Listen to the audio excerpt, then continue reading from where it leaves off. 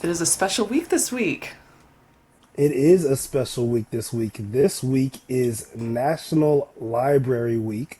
I'm going to share my screen because we love our libraries. We do. Let's share this window. So I made a short list of things that you can do at the library or with your library card that you could just stay home and do and leave the house. So you could stay Love home it. if you download the Libby app, and you can get ebooks and audiobooks, comics, graphic novels, and manga if you download the Hoopla app. The Hoopla app will also allow you to stream movies, TV, and music. You can learn a new language with the Mango Languages app. You can get the New York Times and Washington Post if you're interested in that. And then also, apparently, it's at many libraries, you could borrow a Mm, Wi-Fi hotspot. yeah. So that is really cool to me. Additionally, if you leave your house and go to the actual library, you could rent books, of course, but you could also check out video games for the PS5, Switch, Xbox, and more. You could borrow tools such as drills, pressure washers, etc. And this is part of their initiative showing that, why should the borrower strategy idea just go to borrowing books? We could also do other things. So if you're like never going to use it again, if you're only going to use it seldomly, you might as well just rent it instead of going to Home Depot and buying it. You can get free museum passes. You can use a maker space, such as using 3D printers, a whole entire recording studios. So my fellow rappers, if you want to make a song, singers, you could sing. You can get seeds from a seed library. So what they do is they give you seeds, you plant the seed, and then when it grows and it's in season and it buds, you collect the seeds and then give those seeds back to the library. So I think that's really cool. And then you could also borrow musical instruments, I've heard, at many libraries. So, I mean, the things that you can do are incredible. One more thing that I want to share is this other creator. She shared all these other things that you can do. You can rent musical instruments and sheet music, taking out movies, borrowing tools, getting seeds, like we said, Wi-Fi and computer access, museum tickets, learning a language, free classes, senior support, children activities, tutoring, career help, immigration and refugee services, GED help, borrowing board games, specialized kits, tech supports, and so much more. So the Reclaimed posted that on Instagram, and I just thought that that was incredible. And a lot of people don't know that these are all things you can freely access with a simple library card. Robin, do you have a library card? I absolutely have my library card, and I utilize the library a lot. And it's funny, like until I moved to a major metro area, I did not realize like the maker space was a thing at a lot of libraries. Now I will say, like being in Kansas City, it's divided right down the middle between Kansas and Missouri. Now, if you're on the Missouri side, you are full access to Missouri. If you're Kansas side, full access to Kansas, and then it kind of gets hairy depending on if you hop over the state line. But we have different things and different maker spaces for different libraries, and I think that's super cool. And I'm talking like, so I sew, and you can get like sergers and embroidery machines and all sorts of cool items that you would have to pay thousands of dollars to have in your home, and they even have people who know how to work them. And so it's a really cool resource. I've worked with people who do ice response trainings and stuff like that at Oh, wow. libraries, and ours is just really cool. There's always like art put up, like local artists and children's art and all sorts of stuff. Like the coolest thing ever. So make sure you utilize your library, because if we don't use it, we'll lose it. And it's just important to show that we support them. Absolutely. And you can actually get your library card for libraries outside of where you live. Yeah. I was in New York one time and I wanted to see what they had, and I was like, oh, let me get my New York library card and all that Yeah. kind of stuff. So that's really cool. Also, Michael Threets, who is now doing the new Reading Rainbow, and he's a pretty popular librarian and influencer on Instagram and TikTok. He is actually part of my local library system. And yesterday, when I went to the San Mateo Public Library, a few hours later, he went to the San Mateo Public Library in downtown San Mateo. So that was really cool. I'm mad I missed him, but I think that it's really cool that we just have all of these people really advocating for these resources. And now you got two doctors telling you go to the library, utilize the resources, see what you can do. Thank a librarian because they're Yes. incredible, they're awesome. I went the other day because I was like, hey, I got this book. I just showed her one book. I had like 3 or 4 books in my backpack. I have this book. I want to turn it into a PDF. Can I do that here? And then she was like, yeah, over there. Somebody's using the thing right now, but it takes a little time, but you could do it. And That's I was like, cool. okay, well, I got 4 books in my backpack. One That's of them so is like cool. 300 plus pages, and I want to just be able to command F so I could find, Yeah. stuff in the book. So at some point, I'm going to go to the library and just spend a day just turning books into PDFs, because I need that. I I need love that. that. I would have never thought of doing that, and that could definitely save my life when it comes to like using the publication manual and all the books that I continuously have to prompt students to use. Yep. Oh my gosh, that's amazing. And that's the thing too. Like a lot of books are now going to ebooks. Look up your local library because I tell students all the time, just because the school doesn't offer this in ebook format, check your local library. And sometimes they have Yep. them. So you never really know. And also, randomly, I had learned the other day, like, you can get things like cooking supplies like cake pans and stuff like that. Yeah. So like, if you're doing somebody's birthday party and they want like a bluey cake and you're like, man, I don't want to go buy a bluey cake pan because my kid will age out of it in a few years. That just seems wasteful and consumerist. See if your local library has a bluey cake pan because there's a chance that they actually will.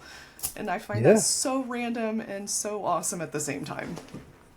Absolutely. And I saw some people donating a whole bunch of free stuff to the library when I was going in. The children's section is so full of amazing resources, so highly recommend. I love it. Yeah. And take advantage of all of it, please. Please, please, please.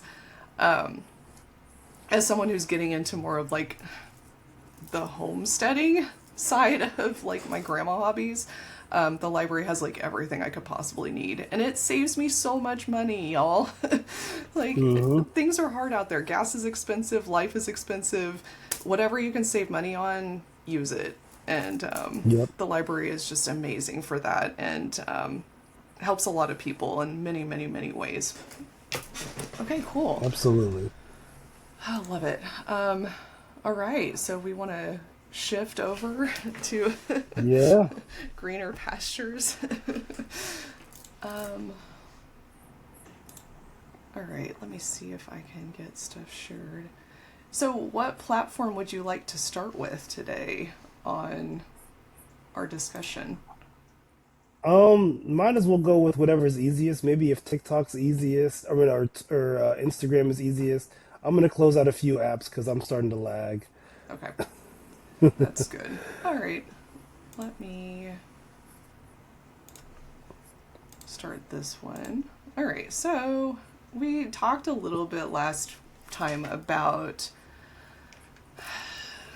the two opposing sides of ABA and autism and how those can become very cultish very quickly on either side. Now, I would be more inclined to say that it becomes more cultish on the ABA yay side than it does the survivor side because the survivor side is genuinely trying to just survive and work through trauma, and that is something that shouldn't be taken lightly. So, in response to your very popular video about responding to this comment, figured we would kind of break down some of these comments and either display the validity to some of the criticisms and the harm to some of the others, and kind of break that down. Maybe, I don't know. Yeah. And I think that in my video, I was simply trying to educate on what quote unquote ABA therapy Full disclaimer. is. And I definitely said that ABA has and at times does cause harm. I'm not shying away from the history or the contemporary fact that there are harmful ways to provide ABA services.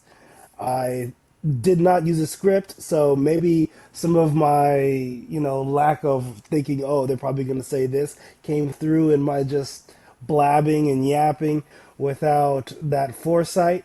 But I thought it was fairly tame response. And there's always going to be, whenever you make ABA content that goes viral or touches the masses, you're going to get some pushback, which I Oh totally yeah. understand. And I try to be as fair as possible to both sides. And sometimes I just decided not even to reply because at times you could just tell there's no communicating on either side. Right, absolutely. And that's the thing about it being so polarized. It's like you're not going to convince somebody one way or the other through a simple conversation on social media. So, with Yeah. that caveat, I think that this is one of those extremely polarizing discussions that we are having too often now in political discourse. So, yeah, basically comparing ABA therapy, well, not comparing it, I guess, in the original comment, but saying, ABA therapy is literal animal training and that it's wrong. I don't necessarily disagree with that comment because that is the foundation of ABA therapy, and it is wrong if it's used in similar manners. I'm never going to defend ABA fully, though. And I love that you threw in your caveat of, I acknowledge the harm. I feel like the pro ABA group loves to gloss over those. Like, Yeah. oh, well, yeah, I guess there was harm.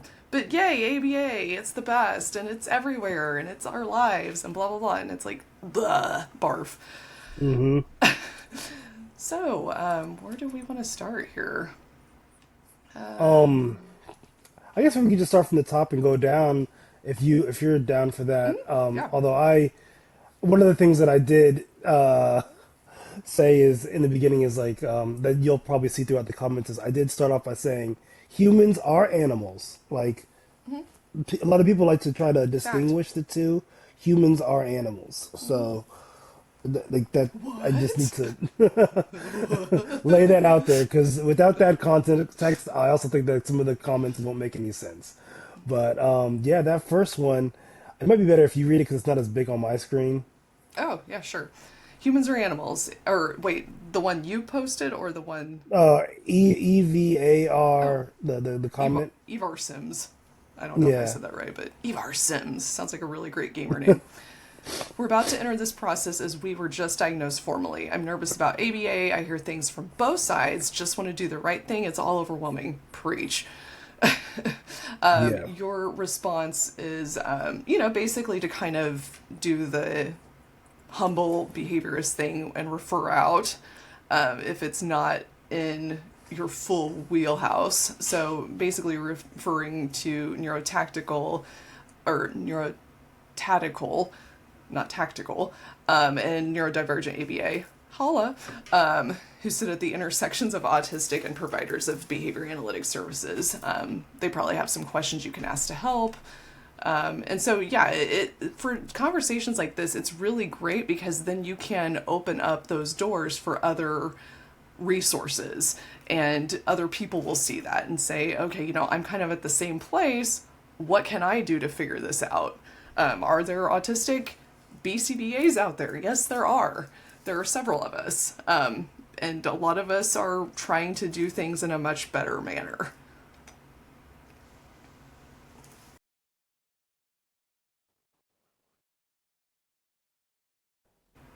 So one of the things that I think is important is for individuals to ask questions to people who have the answers that sit at those intersections of autistic and provider of services. And I am not currently somebody who's providing services. And it's really difficult to know who is providing quality services, who is making sure they're doing assent based, non what is it? Not focusing on eye contact, not focusing on compliance-based stuff. Like, where can you go? What are some places that you could avoid? I don't know all those things. I know that I got really great training, and I wasn't doing those things. But I've heard from so many people all the bad things, so I can't act like it's not out there, and I can't act like I know how to protect other people from finding from navigating those things. Yep. So that's why I referred out, because I was like, hey, this is like beyond my scope in certain ways. I'm not there in that realm, in that field. So to be able to answer that question, I need to give them resources that they can go to better navigate those spaces. Yeah, completely agree. And, with neurodivergent ABA or Neuraba, we don't have centers that we would generally refer people to either. And it's just kind of like a matter of, you need to ask questions. You need to, make sure that their goals are going to be in alignment with your learners' goals and stuff like that. So basically how to vet organizations, how to vet providers, how to, kind of investigate some of those claims, because that's something that we tend to not do great in society generally, is actually look behind the curtain. Lucky for them, autistic people tend to do a really good job of that, so we can kind of provide some guidance in that, hopefully. Okay, so going down the list, my main issue against ABA is that it doesn't help the child develop intrinsic motivation. It's just reward and punishment. For me, I literally already made a video about that. But there's a whole bunch of articles that refute that show that when you actually pair extrinsic motivation with, or like reinforcers with positive praise and all these other things, that it becomes intrinsic. That's just a commonly said misconception. That's not true. Right. What you do is you make something that's neutral paired with something that they already like, and then it becomes something that they like. It's very simple. And it's basic ABA, but a lot of people think what they just said, and it's commonly misrepresented what is it called? Myth. Mm-hmm. Right. I was just kind of scrolling through as you were talking. There's a lot of like personal conversations in this area. The comment I don't always love is behavior analysis is happening all around us, whether we acknowledge it or not. Yes, but that's just the environment and the way we explain the environment. Like, I don't know. I just find it kind of gross. But I will agree with this Grow with Yvette comment of my experience of working in the field. The issue is not the science. It's companies that have private equity investors. That's happening quite a bit. Now, what I see are apologist statements here as somebody who tends to defend the survivors. That's generally not what survivors of ABA want to see, is, oh, well, it's the company's fault. It's the companies that blame, because they know that implementers are still doing bad things. So you're trying to shift blame over onto another area. This person is not wrong. I want to explain that. But when you're talking to somebody who literally was traumatized by the way that ABA is implemented, this comes off really insensitive, I guess that you could probably say. Corporate greed issues, 100%. As somebody who's anti-capitalist, yeah. Mm-hmm. And that moves the field. That's why the field is so much in ABA. It's so much in autism support. Mm-hmm. The whole reason why is because insurance companies. If for whatever reason our insurance, if like schools paid BCBAs and paid us to work with general education students working on what is the most common problem in American education, according to teachers, which is behavior issues. If we just worked in that and we were paid for that, we would be there. We wouldn't be Yeah. in autism. It's literally just where the money's going.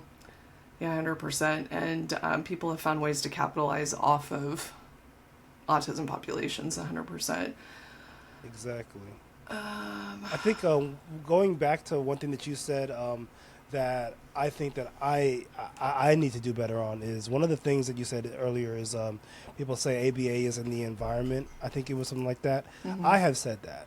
I need to own up on that because I see that you're pushing back against that, and I need to rephrase because from what let me explain my reasoning and Yeah, let's shoot. help me learn how to better do this. So the way that I say it is like ABA is in our environment. It explains the way that we learn how to operate to keep ourselves alive generally. And what I think the problem is with saying that, from what I'm hearing from you, is it explains the environment, but it doesn't talk about the problematic procedures that Yeah. people are having and taking issue with. Yeah. So it's overlooking the actual problem the concerned party is communicating. Yeah. So when you say ABA's everywhere, not all ABA, not my ABA, all of those statements, what I hear is not all men. And what I hear is not all police officers. And when we say these statements, what we're doing is we are criticizing the systems, not necessarily the specifics of individualized approaches here. So our individual environment is not what we're referring to. We are referring to the system of ABA. We are referring to the culture of ABA, if you will. And,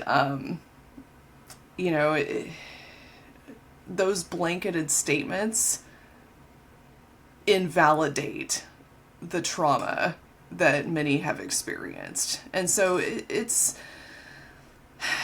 like apples and oranges in a way, but it's really not, because it's the same concept at play. And so, like, I consider ABA, yes, ABA is everywhere, but it's when you force the discussion or the explanation onto the environment. So other fields and other disciplines would have different terms or different approaches of explaining all of this in the same context. So we just have different words that we use for that. Now, I could argue sometimes that some of that is boiled down to semantics and perspective and all of that. And I feel that some of those conversations are kind of silly. But at the same time, like, we have this language and we have this framework, if you will, or a lens that we apply to everything in the environment. And that is what I see ABA as, is it's that discussion. It's that the way that we communicate and convey those concepts. I was having this conversation with a fellow autistic peer on a research project that I'm on an advisory council for. And he was like, I'm not a BCBA, but I did receive ABA therapy. And I used a concept like a chained behavior. And I was kind of explaining to him, this is how, we would discuss it. And he's like, oh, that makes total sense. I would have just defined it as this, but he has like a master's in, I can't remember now. I want to say it's like general psychology, but he's like, I would have explained it as this. And so we're all speaking the same language.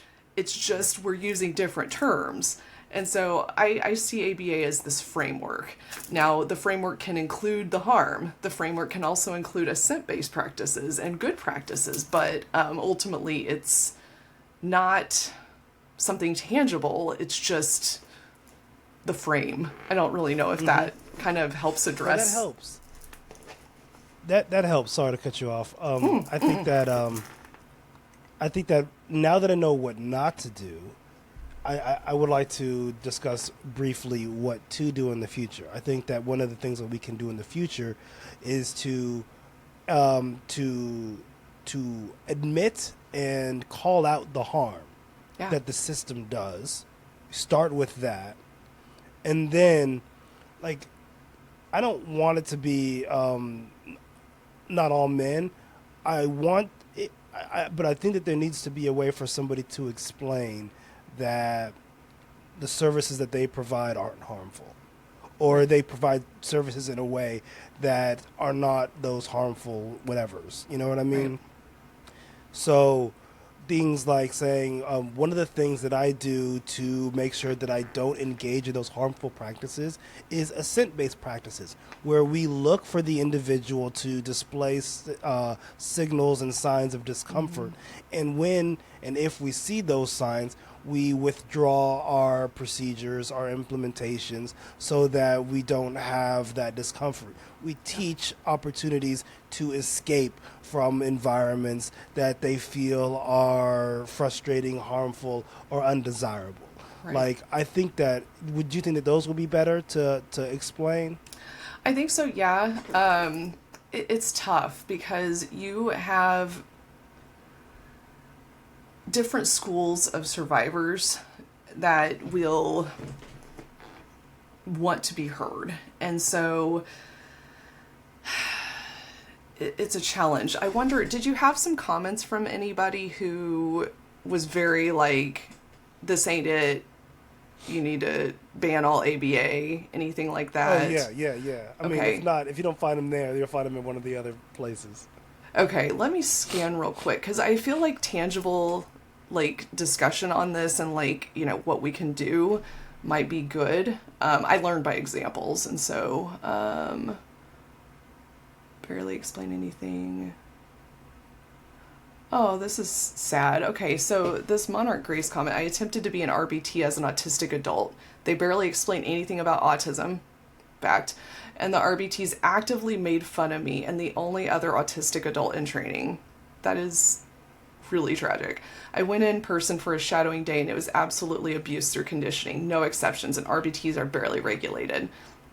Even most of modern therapies prioritize conditioning regulation with systems over challenging those causing harm. If you find good ABA, they're actively working outside their bounds. I went through their training, it's conditioning and abuse. So, with this individual, I'm going to assume that ABA was not received as a client, but going in and, seeing clinic based ABA, I'm going to kind of assume that it's more Lovas style clinic based instruction. And so we might be doing discrete trial training at a table. We might be forcing compliance. We might be not using assent based procedures, and we're not individualizing ABA to the learner's specific goals and desires, and we're instead listening primarily to caregivers or society around them. So I think that that could probably be some safe assumptions to make here. If this were somebody commenting on like a Neuraba post, I would validate and I would say that sounds awful. I've seen that myself, or I'm really sorry that that was the experience. If you ever feel like communicating more, we'd be glad to listen and share your experiences. And that's the thing is most of the time, survivors really just want to be heard. They really just want to be validated. And Yeah. the problem is if they go into these spaces where ABA is being discussed, they're being met with BCBAs who are very, very, very defensive and they're very angry. They have a lot of drive for what they're doing, which is great, but it doesn't work well when you have people who've been harmed by those systems.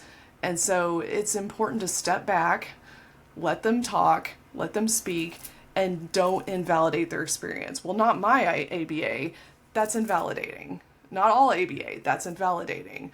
But ABA is literally everywhere, invalidating. So those are definitely things not to say. But, we're glad you're here. We're glad you're willing to engage and share those experiences. If you ever have advice or suggestions, we'd love to hear them. Hmm. And that opens up good conversation. Like, I have found that with Niraba, I can engage a lot better with survivors of ABA than other BCBAs.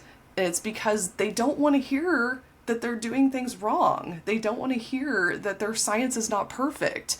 And for some reason, that is a huge nerve that gets triggered with BCBAs. I've never felt that loyalty to the field, by the way. I don't know what that is. I've never had it. Me neither. And like I said before, I never wanted to be a BCBA.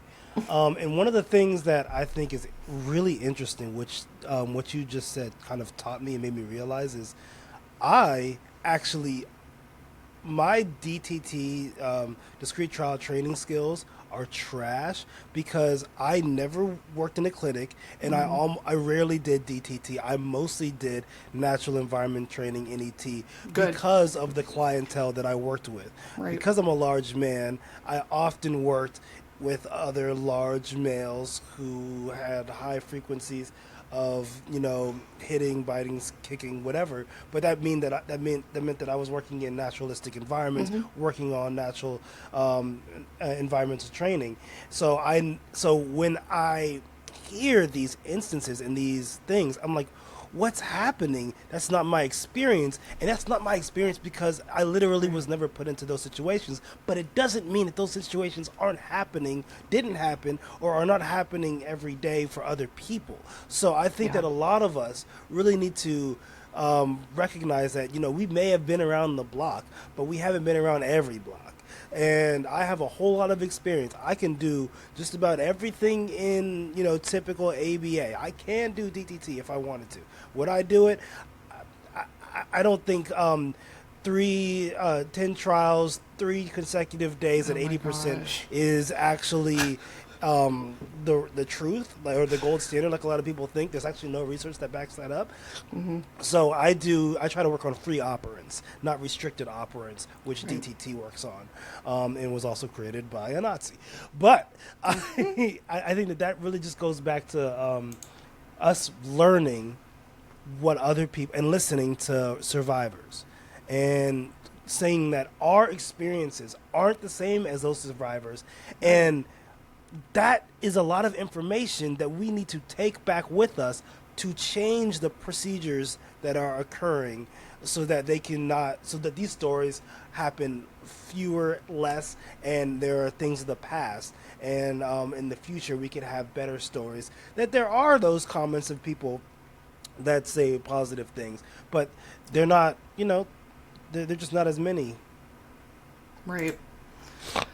No, I think that's a healthy perspective, just being able to reflect on things. And that's something that BCBs are not taught to do well, is sit and reflect. Yeah. It just isn't. And it's wonderful that was your experience. And that was not my experience being a behavior therapist, because I wasn't an RBT at the time. It wasn't a thing, because that's how old I am. I'm a dinosaur. So as a behavior therapist, not formal RBT, I was taught in a very, very structured clinic that I am willing to bet is still doing a lot of the same things. Like, we had restraint put on individuals for just like touching other people because of a harmful history. I worked with a client who the behavior program was very much, if they so much as try to like push you, you call for restraint because he shouldn't be putting his hands on you. And it's like, that was traumatizing for me as well. So hard telling what that learner went through. And I remember expressing it then, like, this doesn't feel right. Like, I don't feel okay doing this. And I was like ostracized for it. So, you know, taste aversion for mouthing behavior, not even full on pica, like not even ingesting items, but having to spray hot sauce into a very young child's mouth for putting a Lego in his mouth. Like, these are things that I have been told to do by board certified behavior analysts. And I stay awake at night sometimes thinking about these things and hating my role in some of that. Now, I was doing my job at the time, one could argue, but like, I have generated harm as well. And like, none of us are innocent. None of us in this field, because we are carriers of the field that has caused so much harm. And so, like, if you want to say not my ABA, oh, I'm innocent, I didn't do any of that, we're all still guilty because we're a part of that system that has made so much harm. So don't say it. Don't Yeah. do it. It's gross. And that makes me think of that comment that said, if they are good, they're actively working outside of their bounds. I think that there is some truth to that in the sense that, like, a lot of the times when I was providing really good services, it wasn't, I wouldn't say breaking the rules or definitely Yeah. not breaking any ethics, but I was definitely bending the things that typically would be done. For Yep. instance, I would, I would, Guilty. when I had an eating program because this child before we went Feeding to, programs. yeah, because he was force fed before behavior analytic services. He was force fed, and he wouldn't eat. Right. So My heart. what I did was I had music that I knew he liked, so I would make it fun, and I ate with him, so he's not just sitting there eating alone. So I would Right. play the music while he eats, and then when he stops eating, I'd pause the music, and it would be really fun. And then he started eating it, and I play the music, and you know what I mean. We have a great time. And then there were kids where it was like he was going through a difficult time, and I was like, you can't be here right now. We need to go and calm down. So I went with him to go calm down. Like, that wasn't necessarily in the BIP. I made an executive decision right then and there Yeah. to do something else different. Like, I can't tell you how many times, like, I created a program. This is like not even typical ABA that people really know about. A kid had a lock that he had to learn how to use for school. So I used stimulus prompts. I put different colors on different parts of the lock where he was Oh, I supposed love to that. go. So I said, go to green, go back to red, and then go to blue. And then I took off the stimulus prompts across time, and then I had it transfer from home to school, so he was able to do it in both environments. I created that. I didn't write a BIP or anything. That was me being a behavior therapist, knowing the text, knowing the science, and then implementing it. So one could say that maybe that's outside of my bounds, but I created it in an instant, and it was incredibly effective, and it worked in one session. I was able to get him to be able to use one session, so about in 2 hours, I was able to get him to use and learn how to use his lock repeatedly. So, I think that there is some truth to that comment, just Yeah. not the way that it might seem. Right, absolutely. And I know what you're saying here. And I think it also explains the disconnect between the experimental literature and the applied literature. And I always talk about this with my students. Your learners are not lab rats. So, like, doing full extinction, that ain't it. And, like, doing all of these procedures that in a lab works really great, but arguably with real humans, we have to be like, is this actually okay to do? Like, everything's going to be watered down, everything's going to be modified, but is it done so in a way that actually honors their assent? Does it honor their individuality? Does it honor their goals? And most of the time, that's not where it connects. So there's such a divide between those types of literature that I just, it's hard for me sometimes if I have to teach EAB as a course to students, because, like, I respect what it is, I respect where it has come from, but I really hate comparing it to, like, what we do in practice. So yeah, that's just a side rant for anybody. I will agree with this teacher 911 comment. I just saw this one. ABA helps anyone change behavior they want to change. Yes. They have to want to change it, though. And so that piece is yes. Now, I don't know if that's what teacher 911 meant by that. Because, we can change any behavior. It takes time, consistency. It helps those become more independent so they don't depend on someone to, for example, put in their boat, wash their hands. I don't know what that part meant. But I don't know if teacher 911 is saying, this can do anything. This can, be anything you want it to be. The key part is that they want to change the individual. That's the assent piece that we talk about that is constantly missing from ABA programs. But yeah, I agree. If it's learner led, yes, you do you. Everything we do is ABA. Sorry, Psych Beh Lab. I don't love that part, but I do agree. Your content is great, so keep the content going. Da, da, da, da. I got that meme right there at the bottom a lot. Oh, this one. Yeah, I think it's anime. I hadn't Fights seen or that something. yet. That's amazing. Yeah, Oh my gosh. anime that's battles, animated or something. I don't know. Oh, okay. So here, generic crystalline.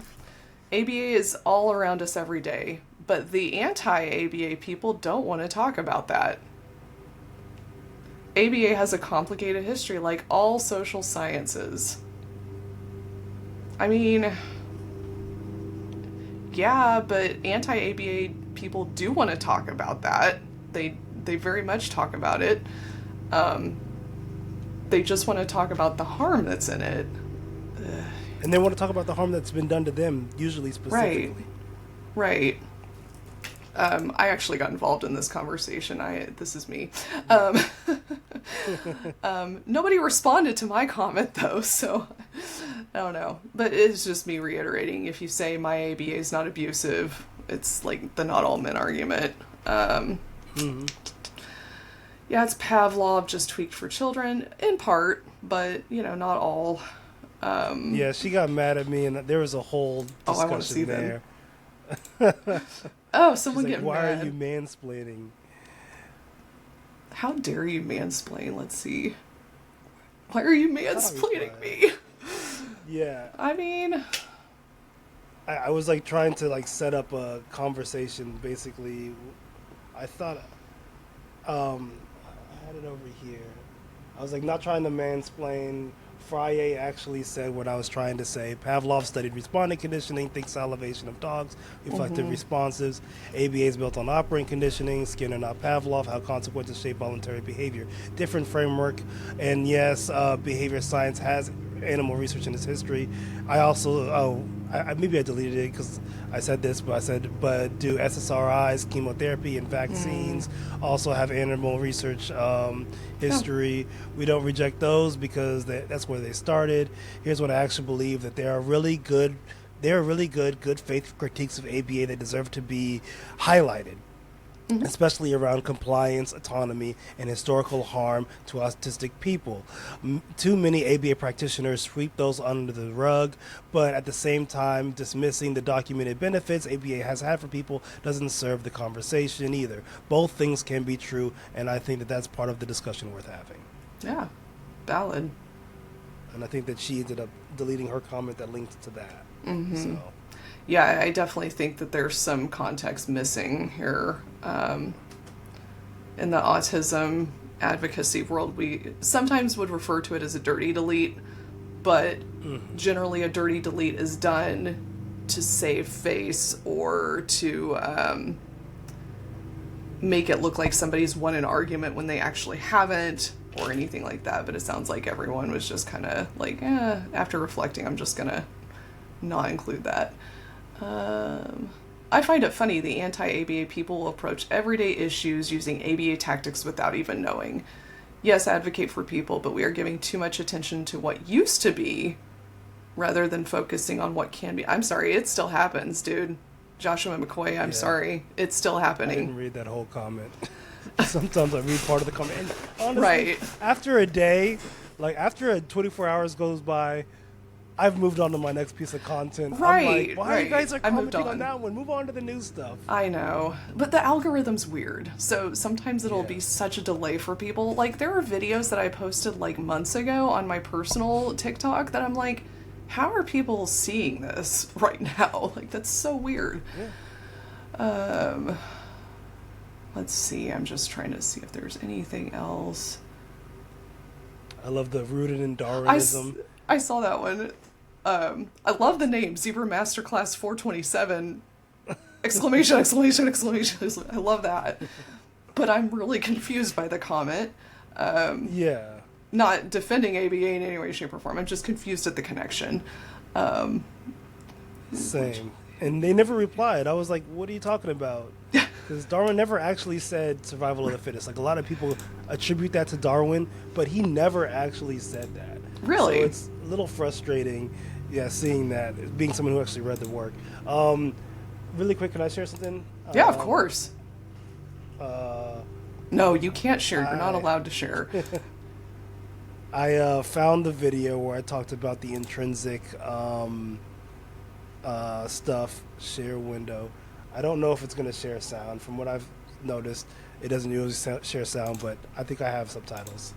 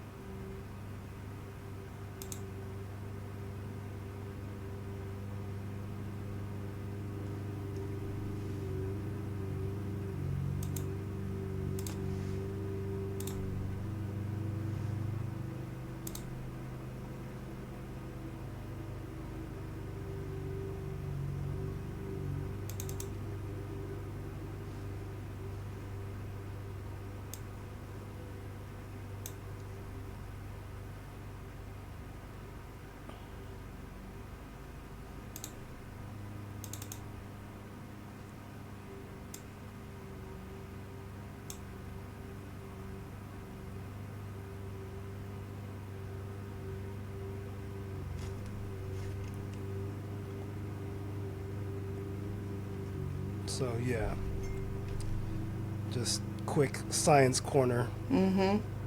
Love it. And we can also reference that specific video in the resources too, if, Okay. we need to put a specific link to it, because sometimes things can get like lost in the weeds because of all the content that gets produced. Yeah.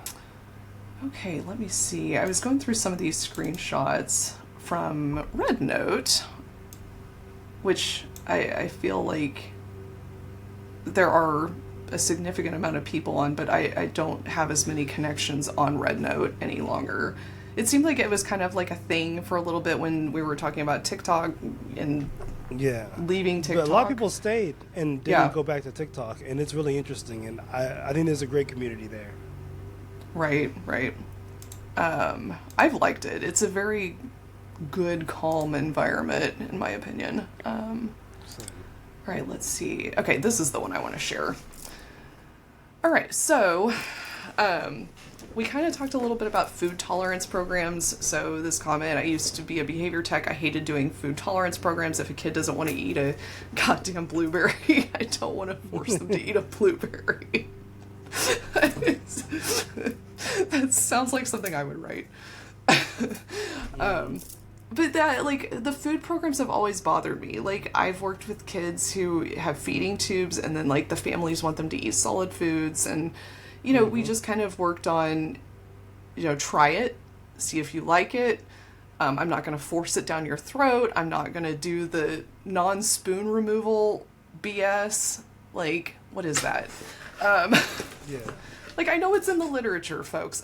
Don't come at me with that. But just think about you as a human being. What if someone just kept a spoon with something nasty in front of your face and wouldn't leave you alone until you just, like, accepted it?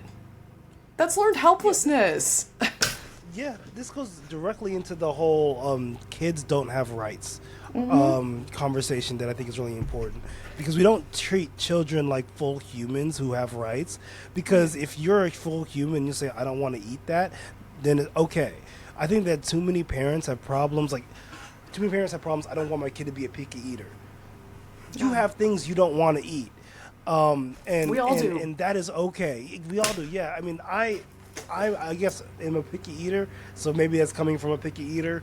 But I'm just like, really, like, in their lives, if they want to eat something, they're gonna eat it. If they don't want to eat it, they don't want to eat it. And over time, our taste buds change and grow and decay, and that's okay. And there are so many, like, things that you can have instead. And if they have a certain palate, okay. Sometimes some stuff just doesn't taste good to them.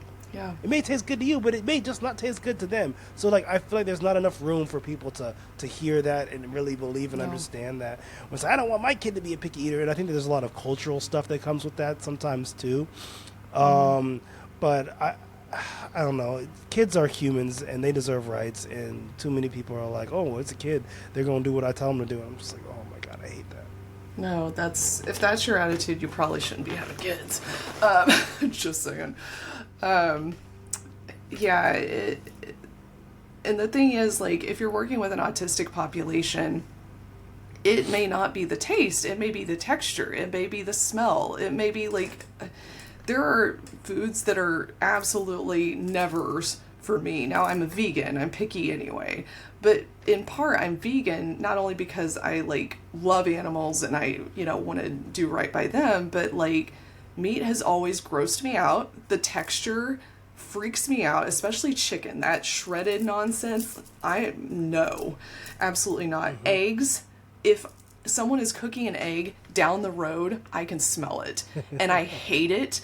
My poor husband cannot cook eggs in our house. Like, and luckily it's not like a deal breaker for him, but like he tried to discreetly make an egg one time and I was like, I'm sorry, you're cooking an egg. You are throwing that out right now. We are opening all the windows in this house. Like, I just can't tolerate it. And that's the thing. Like, when you force these things on kids at these very important ages of development, guess what you're doing? A lot of harm. And like, that's connected to disordered eating. It's connected to all sorts of problems. There's a reason I don't eat meat now. I was forced to eat like pork chops and chicken and like all these things growing up. And the only meat I actually probably liked was a hamburger, ground beef. And that's it. And I arguably have disordered eating now, in part because of being forced to like eat certain things. Now, my mom was actually really good, and she recognized that we all have preferences. If she doesn't want to eat this, I'm not going to force her to eat it as long as she's healthy. And that's the thing. Like, most feeding programs originate with like parents talking to like a doctor or something and having concerns, but the doctor themselves are not saying that, well, as long as they're eating, it's fine. They're getting multivitamins to supplement if they need it, but usually doctors aren't saying that it's a significant issue to worry about. So why are we forcing it on kids? Yep, yep. And I'm a vegetarian now too, and I just decided to do that for my own desires. I actually did like a lot of different types of meats, but I just was like, oh, I'm making this decision for me and for the environment and for my body. And that's just what I choose to do for now. Should I choose to change it in the future, then I'll choose to change it in the future. But I don't go out of my leg and I don't limit by, oh, everybody needs to not eat meat. It's like, do what you want. I think you should just realize how much meat you're eating and probably eat less of it, because what I realized when I went through my vegetarian journey was just like, dang, like every single meal has a whole lot of meat in it. And this is not good for me, it's not good for the environment. And when I scaled back, that really became apparent. So it does have a huge environmental impact. And this isn't like a pro vegan vegetarian conversation, but that's the thing, is like the benefits outweighed any of the disadvantages to me. And once I learned, I don't have to eat meat, I can do other things in high school, I was sold and I never looked back. And then as good vegan alternatives became available, and you think it's hard to like dodge meat and things, just add butter and milk and cheese to everything. Oh my gosh. I could never be a vegan. I mean, you can't even eat top ramen. I couldn't do that. We do have ramen that we can't eat, but okay. But I was never fully, like, obviously eggs are not it for me. I was never a kid that would like sit around and drink milk. It grosses me out. I don't know if it's texture, taste. It doesn't really have a taste to me, but like water has a taste. I don't know. It's weird. But yeah, the more I started thinking about it, I was like, this is like animal secretion I'm drinking. I don't want this. Autism, overthinking all of it. Anyway, so feeding programs, Gross. Also, to mention, speech language pathologists are actually specifically trained to work with feeding disorders. So, generally, I will say, hey, instead of you using an article and claiming that that gives you competency to actually like work on this, which it doesn't, how about you refer to a speech language pathologist and learn collaboratively with them on how you can approach this in a way that's not going to cause trauma? So, That's boom. what we definitely need. A whole lot more collaboration with our, service providers, that so we can work together better. You know, Novel and concept. then yeah, going to that next one. I think it's interesting. I love to hear some examples about how ABA therapy is used in humans. I pulled it up because I was like, oh, I didn't even go to the responses in all of Yeah. these. Um, so let me. I said, what did I say? I says there's ABA services for improving sports performance. There's ABA services for academics. There's OBM, organizational behavior management, which is ABA for work settings. There's ACT, acceptance and commitment therapy, and there's even this. And I provided a picture of programming contingency analysis of mental health. And yeah, it was a few good discussions of just like a whole bunch of different Love stuff that. ABA has that's not related to autism services, because Right. I feel like it's unfortunate that's what ABA is known for, when there is a bevy of different things that it could be and has been and is being used for. Right.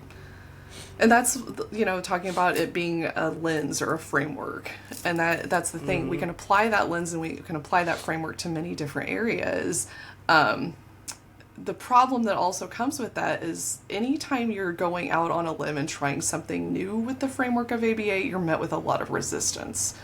And that's something that, as someone who tries to dive into the novel, I have run into many, many times. And it's very punishing. So if you do want to go into some of that novel area of research and study and try to do some of that, it's not easy. I will just kind of say that. Yeah, that's why I don't even say ABA. I say precision teaching and Right. behavior science. I'm in a different area, and it technically is, because ABA is, it has a lot of measurement issues and applications that are not based on its behavior science origins, which I utilize with assent and consent and a whole bunch of other positive things that ABA historically has failed to appropriately utilize. I love that every single discussion you find a way to talk about how much you hate percent correct. Percent correct will pay for its crimes, okay? I love it. It's like, there are certain people on like YouTube you'll find and they have like a thing. Like that's your thing. And I love that. Oh, for sure. I love For it. sure. And then when I explain it to people, they're like, this makes sense. And it's like, yeah, okay, well, let's stop it. And it's like, oh, well, I don't know about all that. Like it was connected to the topic, but it wasn't like fully connected to the topic, but you figured out a way I'll to make find it a work. way. You'll find a find a way way. to like wedge that in there somehow, and I love that. I love that. Yeah. So I think this is a really good comment to kind of maybe like summarize and end on for today. So ABA therapy is abusive. Its purpose being to train autistic kids to not perform autistic behaviors, training them to mask, inevitably leading to burnout. 100%. 100%, because that is what a lot of ABA still continues to do, is teach masking behavior, in part for the comfort of everybody around the learner, not the comfort of the learner. And so that comes at a big cost. This is a comment that I completely validate. I validate it. I feel like I have to push back a little bit on saying that ABA's purpose is to train train autistic kids. I feel like that's overgeneralization somewhat, because I do agree that that's happening. I do agree and believe that it's problematic. But to say that ABA therapy's purpose is that, I think is a little bit overgeneralization, but it's not wrong when it comes to statistically what are most ABA services providing, Right. and that's like once again going back to the whole, you know, insurance companies are funding these services. Mm-hmm. So I agree, small critique, but I agree. Yeah. Yeah, definitely. And that's, as an autistic person who learned how to mask and deals with burnout quite a bit, um, it sucks to know that there are still people who that is potentially their primary focus is how can we make this person indistinguishable from their peers, the words of Lovas. How can we make this person developmentally appropriate? And yeah, it hurts my heart to think that some people are trying to normalize children who may not care to be normalized. They may want to just be themselves, and they may be perfectly content being themselves, and being told, you know, that's embarrassing, or that's not cool, or what was it? Cringe or whatever. Yeah, you look unusual, or you look inappropriate, or whatever. Creepy is Yeah, another word that has been used with some of my clients, and it's like, oh, let's not call kids creepy. Yeah, I hate all of that, and like honestly, working with some of the autistic kids that I've worked with, they have been the most interesting, cool, insightful people to converse with. Like legitimately, I met a kid who knew all of the Jedi forms. Awesome. And we were talking Star Wars the entire time, and this was a sub case, and I was like, man, I love this kid. And we were just talking about all the nerd stuff, and then he was like showing me like he knew all of the Naruto hand signs, and I was learning from him. And I was That's like, so man, I cool. wish I worked with this kid because I want to talk with him all day long and learn from him. And it's just Right. like, man, we all have those kind of things. So Yeah. you know, Yeah. And that's the thing, like, most of the autistic people that I know who are now adults, they're so authentically themselves, and part of that is having to like unmask and undo some of that societal harm that's been put on us. I actually developed a personality disorder because of the trauma of social interactions and expectations and masking.